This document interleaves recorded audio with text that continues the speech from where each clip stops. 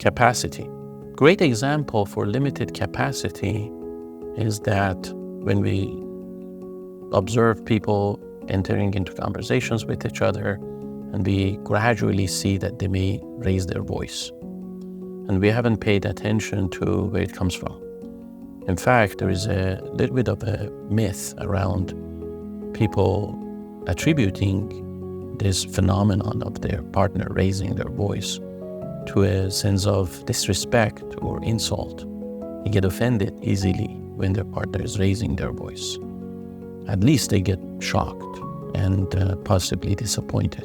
And all of that only comes from the assumption that we should have unlimited capacities versus the fact that we actually have limited capacity, especially when it comes to verbal comprehension and verbal communication.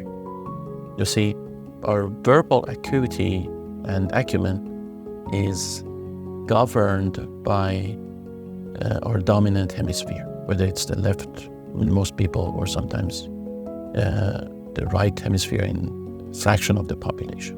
However, it's not the whole brain. So the dominant hemisphere that is guiding and directing verbal skills is doing its best. It's employing all its masterful abilities to ultimately feel understood. However, if that doesn't happen by articulating a few sentences for a period of time, then it runs out of options.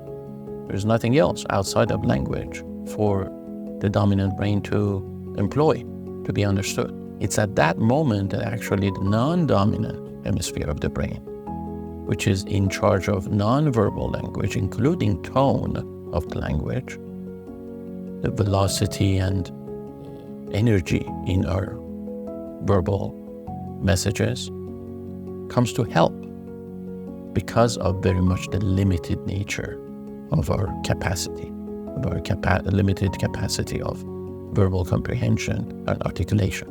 So rather than looking at someone who is raising their voice as insulting, offending, or simply uncaring, we need to come to understand that it is actually their full brain at work. The non-dominant hemisphere coming to help and adding the charge, adding the energy, adding the tonality, in order to also send possibly missing components of the message, in the hopes of the recipient getting the full message, getting the full idea. However, that is not something that we have been acculturated into. None of us have been educated to look at this totality of the both verbal and nonverbal communication and articulation. If you are willing to do so, you will notice kind of something magical happening. On the one hand, if you see your partner is engaging in that type of a total behavior, I would say, or holistic behavior, which includes both verbal messaging as well as nonverbal augmentation, then you can start actually looking at it as, you know what? They probably actually feel helpless. Their verbal message is not coming through fully and not being understood. That is what is happening. That's the state of their mind that they're in, feeling helpless, exercising the maximum extent of their abilities in verbal comprehension and verbal communication. So rather than thinking that they're almost like an adversarial enemy and trying to hurt us or damage us or put us down by raising their voice, we can look at that as an ploy to really complete the message.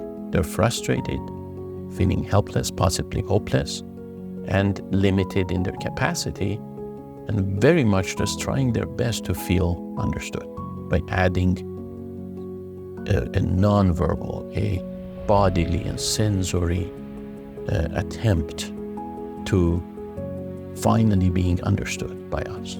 That's one magical component, because If you know that about your partner, that they're to some extent feeling completely failed at the attempt of being understood, how would you feel about that?